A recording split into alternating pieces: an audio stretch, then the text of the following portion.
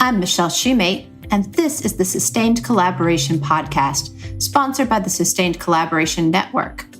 I'm a professor, consultant, and researcher who's dedicated her career to studying and improving collaboration among social impact leaders. As a result of this work, I'm convinced that collaboration is an underutilized tool for making a bigger difference in communities.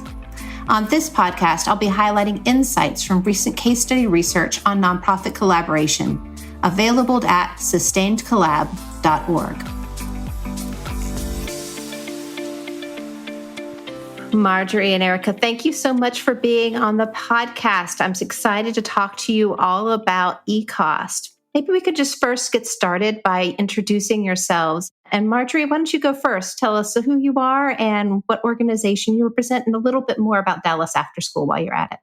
Sure, absolutely. So my name is Marjorie Murad. I am the Chief Executive Officer here at Dallas After School. While the name Dallas After School, people may think we engage in direct service, we are an intermediary, a backbone agency that supports free and low-cost after-school summer and enrichment programs in Dallas. Wonderful. And Erica, tell us who you are. Hi, thanks for having me. So my name is Erica Flood-Moultrie. I am the founder and CEO of Connections Multiplied, formerly Connect 3. And we are a boutique consulting firm serving the nation, providing strategic planning, visioning, executive coaching, as well as special project needs for nonprofit organizations that are looking to make greater impact within the community. And I'm also, I just want to put this out here, the CEO and founder of Connections Multiplied 2, which is a nonprofit organization that is focused on amplifying the voices of Black women who are leading in the nonprofit and education settings. Thank you both for being here on the podcast. And the way I got connected with you both was through this work that I was doing for the Sustained Collaboration Network, collecting wonderful case studies across the country. And one of those case studies was the early childhood and out of school time staffing system that you all developed. And so, Marjorie, maybe we can just start with you. How did this idea, we'll call it ECOST, just to kind of make it easier to say, but how did ECOST get started? ECOST started, and that is an easier way to say it, ECOST Workforce Development Program, started about 6 years ago. So back in 2018, another organization here in Dallas called Early Matters Dallas and Dallas After School engaged in some work together, having conversations, because early childhood and out of school time, we're experiencing some of the same challenges. Locating and retaining quality staff for their centers or for their programs. Right around that time, a funding opportunity came about called the Better Together Fund. And through that funding, decided let's take it to the next step in collaborating and creating this ECOST program. So it was really all about collaboration while the discussions were happening as early as 2018. So the funding came about in 2019, and that's when this staffing idea was implemented. Wonderful. And then part of that grant from the Better Together Fund allowed you to bring Erica on and to really begin to work and provide all of her expertise into helping you form this collaboration. And so, Erica, I wonder if you could pick up the story kind of where Marjorie left off and talk about, what was your first process? How did you do the feasibility analysis around and figure out if there was a real there for this program? Yeah, so this was an amazing project for me to be able to work on as a consultant through my organization. It used to be called Connect 3. It's now Connections Multiplied. And so I was brought on by Dallas After School and asked if I would help them in being able to first develop the case for support around it. So really getting the data and information on why this would be important or how it could actually help our early childhood centers and our after school programs, and then taking that out to select organizations around Dallas to really see, is this really feasible? One, and then two, would this be something that you would invest in? right? So we worked really hard to come up with what that case was. Why do we need this? Getting the data around how our children actually benefit from having early childhood education, how they benefit from after school support, and then getting more data around what is the staffing issue that we are facing in both spaces, right? And then what are some of the benefits or opportunities that we could offer in this space when we are thinking about what are we going to provide for the people who are coming in?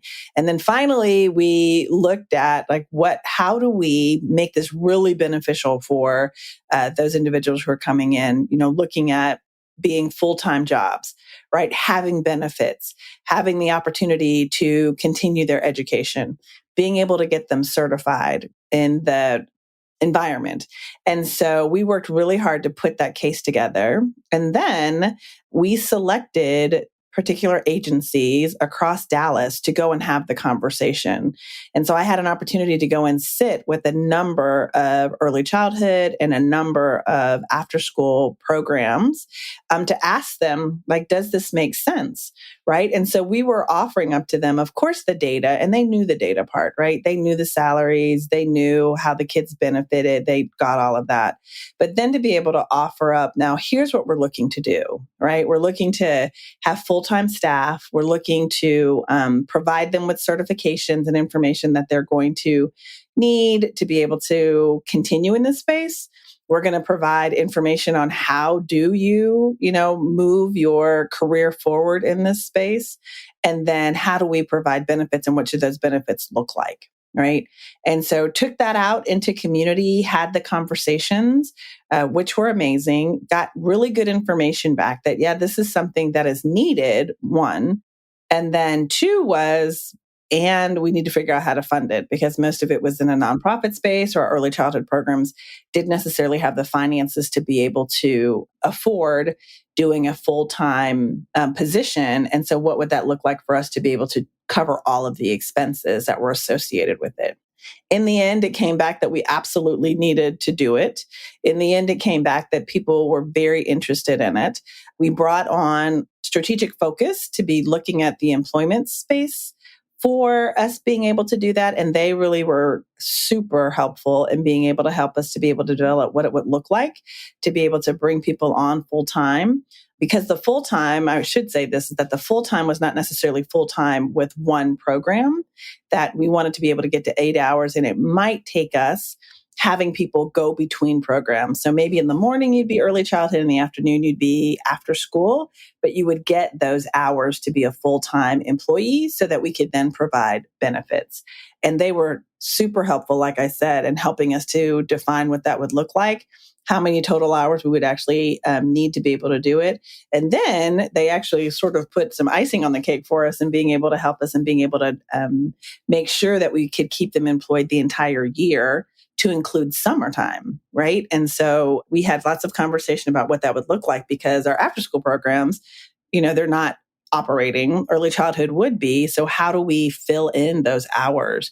And so we had that conversation around how to fill in those hours. And they were already doing some summer camp support for Dallas After School, actually. And so we continued the conversation to finally put together the project that you're talking about and all the pieces that go along with it, and being able to really present a strong case to be able to move it forward. It's fantastic. And the thing that I really appreciate so much about that process is, one, the centering of the worker and figuring out what they needed. I think that's one of the things that people often talk about. There's so much turnover in the early childhood, or it's hard to keep people in the out of school time space, but they don't really stop and think about, well, why is that, right? From the worker's perspective, what do they really need in order to make this a viable job that they want to move forward?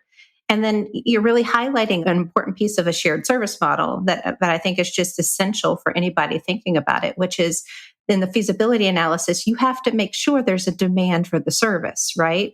And so that means doing your due diligence, going from organization to organization, talking to each leader, figuring out what their needs are, figuring out whether they want to buy in. And then that buy-in is ultimately which creates the demand for this collaboration, right? And so many people think, well, we'll just build it and they will come. That's not the way that this works. A good feasibility analysis is essential to making it work. So, yeah, and good collaboration in this space, you really do have to go to community, right? It is like required.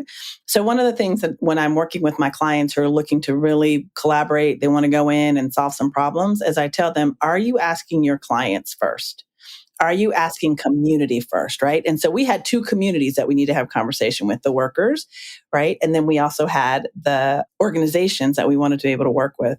And so it was really imperative that we have that conversation because, there was information that came back to say, no, we don't necessarily need that part of it, but we do need this part.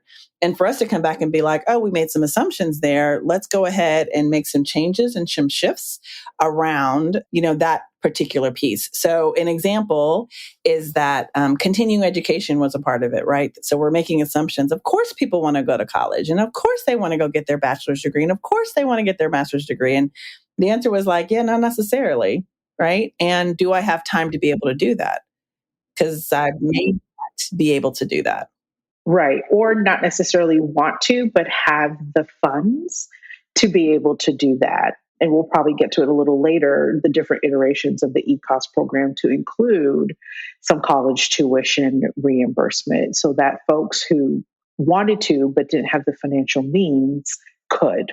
Right. And that made us bring in other collaborators, right? So this project wound up being a community of collaborators, but it was successful because we were really committed to making sure that all of the partners had conversation with us. Everybody provided feedback. And we were in a place that we were willing to modify where necessary, right, to be able to do this. So it was really developmental as we were doing all of the work around it that we knew we needed to make some changes. I will never forget, actually, one day we were in the conference room putting this all together on the whiteboard, all the stuff is happening. And I just remember like my shoulders started to hurt because we were like erasing and rewriting and erasing and rewriting until we actually got to something that we could put out into community. And that's what it takes, right? That you have to recognize, I don't have all the answers. But when I bring partners in, we can get to a final solution that's going to support everyone who's involved in it. I think that you really have started to highlight some of the lessons that are essential in reading through this case. And Marjorie, you've kind of started to talk about the updates to that. So maybe we'll go there now. The first iteration of ECOST is not today's ECOST, right? Like there's been several different versions of this. There's been several different rounds of funding. There's been several different changes in the landscape. So tell us about this evolving model. How has this been changing over time, and why has it been changing over time? Yeah, and you hit a key word in saying we needed community buy-in. Michelle and Erica, you both said that. While the foundation and the issues remained the same, the foundation as to why ECOST started, it was a quick realization that not one size fits all. In Texas, early childhood is heavily licensed and supervised, right? They are licensed sites. Whereas in the out of school time landscape, especially with low cost or free programs, they're not licensed by an entity. They are exempt from licensing. So already it was like, okay, there are huge differences. Early childhood employs more full-time individuals. Out of school time employs more part-time. And we had to look at while the goal was for folks to be able to work 80 hours, the heavily licensed early childhood, they needed more full-time people than they needed part-time. So we had to work with folks who wanted to work in the industry with their schedules, their needs, and of course, the organization's needs as well. There was also a basic pay structure that was very different across early childhood and out of school time.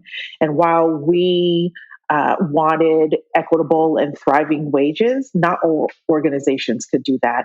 So also seeking additional funding to supplement that, we had to make a case for that because at $10 an hour, you're not thriving at $10 an hour. What can you do, right? And so having funders understand this is what the community said, $10 isn't enough. $15 is where we really need to be. And post COVID, we're seeing that even get as high as 20 because they could go to another service industry because that's what childcare is, right? And make more than that. Might not be as fun, right? But the wages demand that. So the first iteration was similar to what Erica said. It was really about staffing. That first year, I think we staffed programs that are probably around just under 200 individuals, and that really worked really well. We did find that folks were not necessarily wanting back office shared services, but more in the staffing. They wanted ownership of their own stuff, but they needed staffing. Kristen, Erica's results from being in community to help make that happen. So the first iteration was more staffing. We're going to hire people, we're going to train them, we're going to push them out. But then also listening to community, it was like, but we need medical benefits. We need this, we need that. And so being able to find funders who say, you know what? Childcare is a non-negotiable, right? Childcare is needed for economic mobility. And why are we not investing more in the people who are working in the field? So it was like, sure, we will supplement. We will offer discounted medical. And guess what? For professional development, career development, we will also engage in college and tuition reimbursement. Now, post-COVID, we're seeing a lot of different things. People want to work from home more, right? You can't do that when you're in the out of school time or childcare industry. So there are some challenges there. And while we thought, let's locate people and bring them into the industry, into out of school time, we had an aha moment and said, why are we not investing in the folks already doing the work? Why are we trying to bring in new people? And it was like, duh. We have people who've been doing this for 4 or 5 years. What benefits are they getting? What perks are they receiving? And so we shifted to an ECOST fellowship program, like an internship for those currently in the field. And that's where we are now. But we're already thinking about what's next. Amazing transformation. Like, so you've gone through so many iterations, and the theme that I keep hearing from you is listening to community, figuring out what do you need now, paying attention to how that's changing, and paying attention to not only what community wants, but also how the organizations are changing in the face of post-COVID, many iterations in education, right, and after school time. So I love that. And today you've got a great success story on your hands, right, Marjorie? So like when we talked about the percentage of staff placements. We've talked about, importantly, the increase in retention, going from a 50% retention rate up to a 76% retention rate. Tell me about how you think about those numbers. Why are you seeing such really striking success when it comes to placing and retaining staff? It goes back to investing in the people and making sure that this just isn't hop on the train and get off. Having those in the industry understand this doesn't need to be a starting point. You can make a career out of this as well. Typically retention rates in childcare, out of school time, early childhood is maybe on high, like 40%. We've been able to achieve really great retention rates. And I believe that's in part of listening, being able to offer these incentives. We also added retention bonuses. And, this past year, I will say, Michelle, just to give you an update, we're at about 88% through quarter 2. So what we're doing works, but we are also seeing we need to do more, and we need for funders to understand, like I mentioned before, this is a non-negotiable. If we are parents or have nieces, nephews, even if we have fur babies, when we're not home, we need somebody to take care of them. And why not put them with an organization that has qualified staff, trained staff? That is something we did as well. We're just not hiring people and saying, okay, go to your location. We're putting them through pre-service training. So these organizations are getting individuals that are pre-trained. And once they reach your site, they know all about child development, age appropriate behaviors, all of those things. It's just not you need a body, here's a body. We are making sure that these folks are qualified. And so back to investing in the person is key to having a retention rate. And even where we place those folks, we do ask those folks to go through our training as well. So it's just not, it's about creating the culture. That's what it boils down to. And I think so many folks would think retention rate or trained staff, this is really an organizational benefit. But when you have constant turnover in early childhood and out of school time, the kids have to constantly form new relationships with a brand new person. And those people just keep circling in their life. Retention rate means adult who understands and knows the kid, knows how that to really do their job, and who has a long-term relationship, right? And long-term adult healthy relationships are just Absolutely. so essential to child development. So retention rate is not just a nice organizational benefit. This has huge implications for the kids that are in your programs. It creates an informal mentoring space, if you want to call it that, and consistency and stability with staff. It's not only creating a safe physical space, but it's also creating, when you have when you can retain staff, it's creating a place where children feel also emotionally and mentally safe with the right individuals.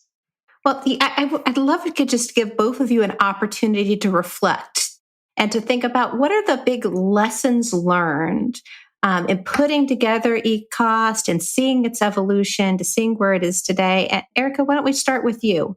What are the big takeaways that you're thinking about when you think about the ECOST program? Gosh, there are lots of takeaways for me. So starting from my relationship with the organizations and knowing those organizations and the work that they do was really important. I need to be informed, and not in a super formal way, right? Like go onto the website, research and all that good stuff, but really having relationship, because there's conversations that happen and we have to be able to be in relationship to sort of push our way through some of those harder conversations, right? So that would be one. The next is really engaging community. I cannot say this enough. You must engage your community when you are trying to find solutions, right? Not just for the ECOST program, but my gosh, anybody who's doing a collaborative, if you think that you're going to just swoop in and have the answers and the community is going to be, super thankful for it, that's a fantasy world. And so we want to make sure that we are really talking to community, asking community what they feel like they need, and making sure that you're identifying all the communities, right? Because it would be very easy for us to be like, oh, we just need to go and talk to, like 3 organizations because they're like the, most important and most prominent. No, we also need to go to the smallest of them, right? Because the smallest of them is what informed they can afford this. We got to figure out how are we going to support even the smallest, because those smallest are taking care of our kids, right? There's certain communities that we wanted to be able to go into, and those were very small early childhood programs. And so we needed to make sure that we were really supporting what they were doing. So we really did the gambit when we think about who it is that we had conversation with. And then the final is around regular evaluation of where you are, right? So yes, we need to make sure that we're meeting our outcomes. Yes, we need to make sure that we're looking at outputs, but we also need to ask some anecdotal questions, like how are these relationships going, right? How is it going with the people who are working? We need to have that dialogue, because we're going to fail if we're not constantly thinking there's an area for improvement, right? Because we didn't start with, in the very early stages, we didn't start with the idea of the college opportunities. But before I left, we started to have those conversations, and then being able to engage the colleges here in Dallas, to be able to have those conversations was going to be really important. But that was informed by somebody saying, okay, listen, we need to have an education too. We might be interested in being able to do that. So I cannot stress enough. Do not parachute in. Do not think you have solution unless you're going in and you're actually having conversation in the community with the community members to be able to do this work.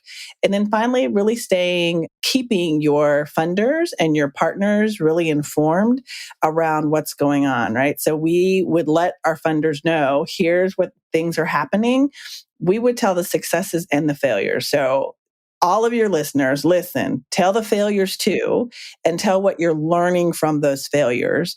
Because a lot of times funders will be like, oh, it might be interesting for us to fund additional research, or it might be interesting for us to find some other partnerships to be able to address that issue because we have an interest in this, failure point, which is really not failure. It's just a lesson.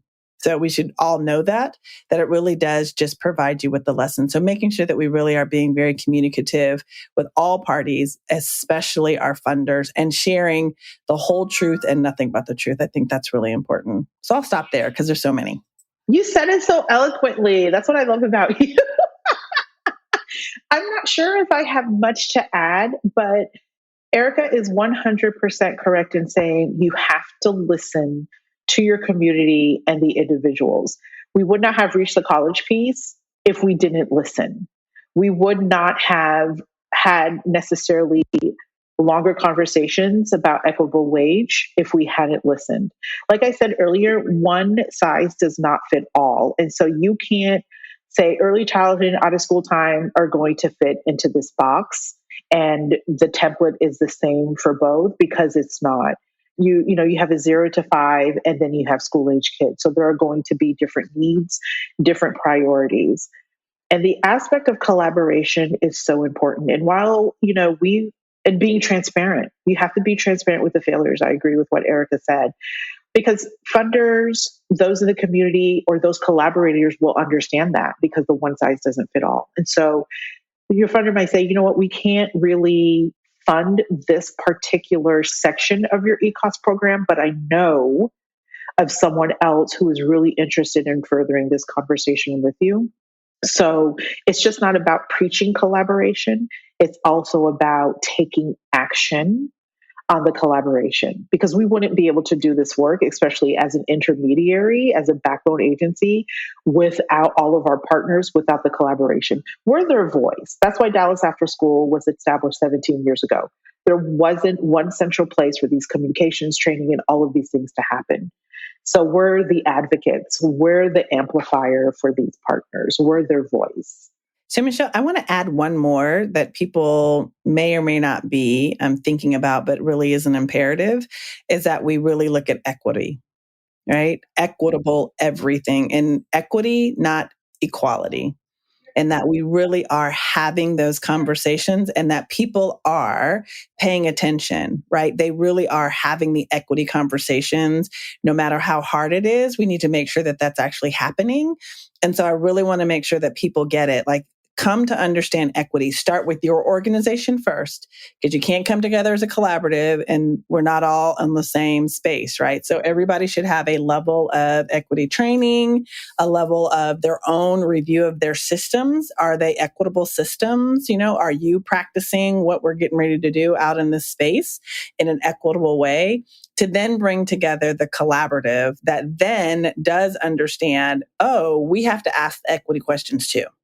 Right? We must ask those questions, especially for this program. We really needed to have that dialogue about who is our community and are we making this an equitable space for those who are coming into the organizations as well as for the organizations. So that would be my last one.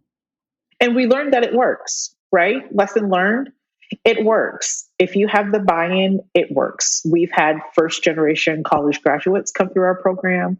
We've had folks in our program for 4 years that obtained their associates and then now they're bachelors and they're working in the youth development education field. So it does work. That's I think a big lesson as well. Yeah, absolutely. The stories that you could tell about specific people who have come through either ECOST fellowship or originally were placed as a staff and now have gone on to, careers in greater and greater leadership positions as a result of being embedded in this program are phenomenal, and one of the great stories of it as well. I imagine that some folks who are listening to the podcast, they're like, this sounds fantastic. I want to develop something like that. And maybe they're not in the education space. Maybe they're in other spaces, but they're like, we have common problems we could solve together, shared services. This seems like a great idea.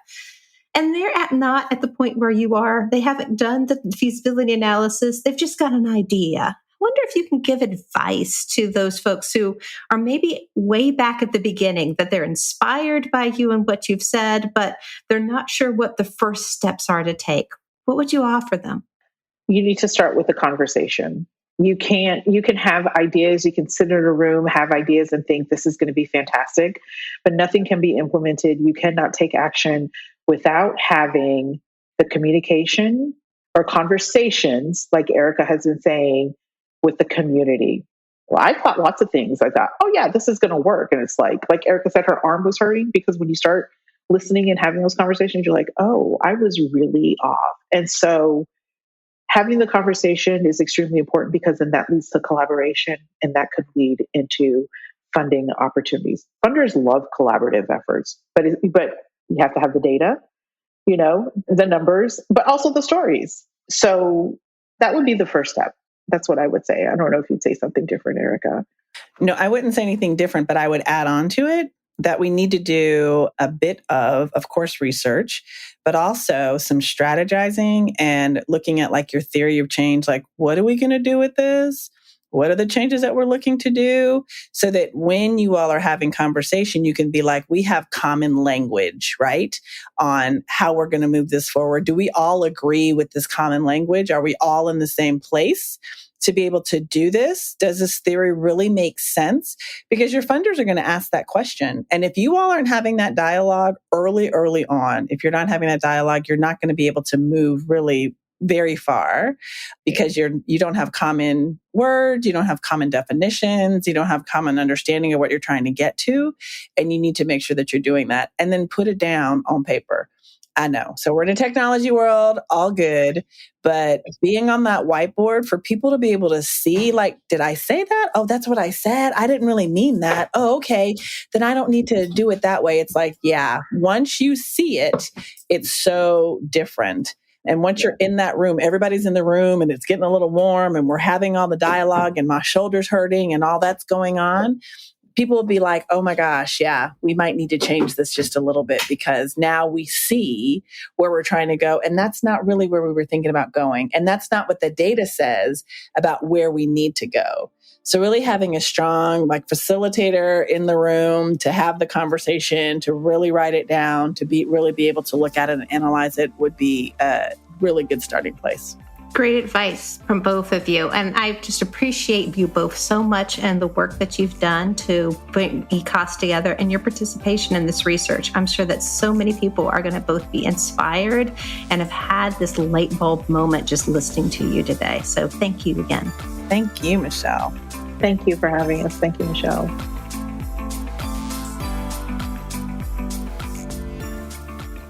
I hope you enjoyed this episode of the Sustained Collaboration Podcast. The Sustained Collaboration Podcast is a joint venture between the Sustained Collaboration Network and the Network for Nonprofit and Social Impact at Northwestern University. You can learn more about the Sustained Collaboration Network and download the research referenced in this podcast at sustainedcollab.org.